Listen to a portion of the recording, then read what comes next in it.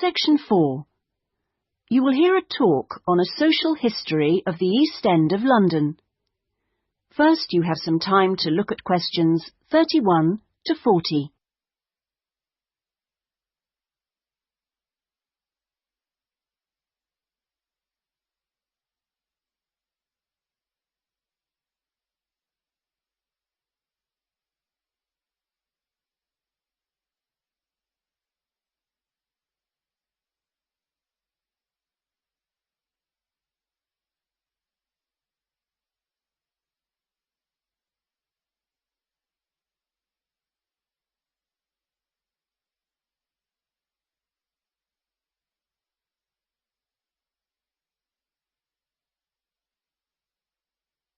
Now listen carefully and answer questions 31 to 40.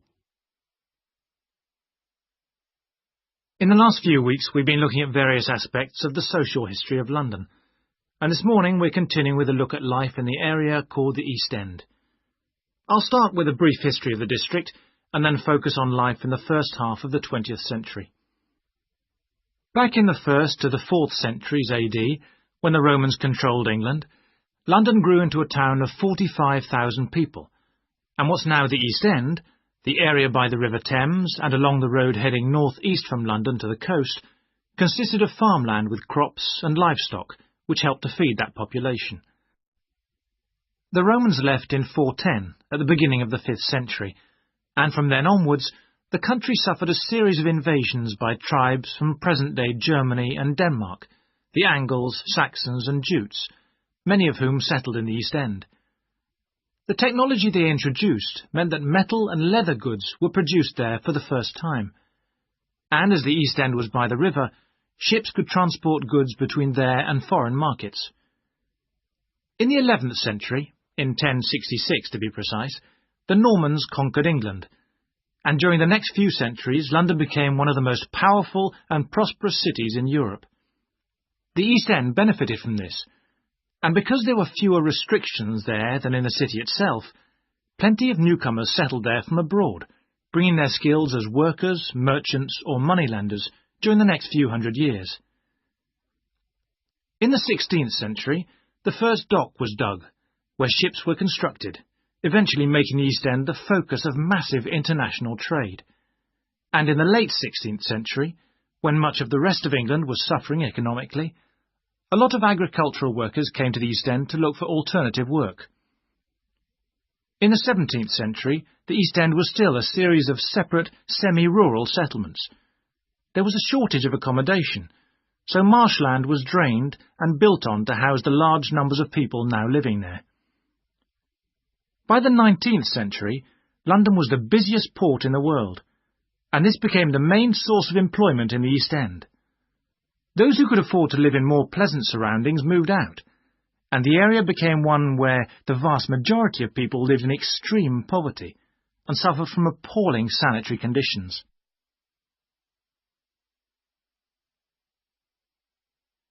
That brief outline takes us to the beginning of the 20th century, and now we'll turn to housing. At the beginning of the century, living conditions for the majority of working people in East London were very basic indeed. Houses were crowded closely together, and usually very badly built, because there was no regulation. But the poor and needy were attracted by the possibility of work, and they had to be housed. It was the availability rather than the condition of the housing that was the major concern for tenants and landlords alike. Few houses had electricity at this time, so other sources of power were used, like coal for the fires which heated perhaps just one room. Of course, the smoke from these contributed a great deal to the air pollution for which London used to be famous.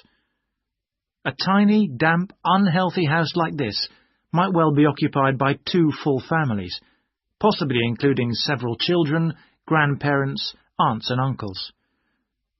Now, before I go on to health implications of this way of life, I'll say something about food and nutrition.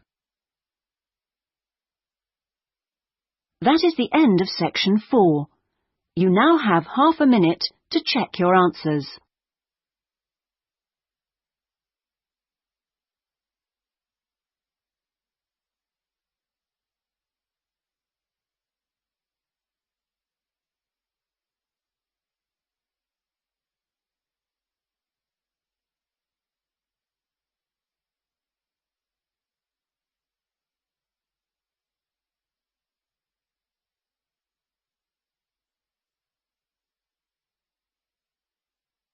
That is the end of the listening test. In the IELTS test, you would now have 10 minutes to transfer your answers to the listening answer sheet.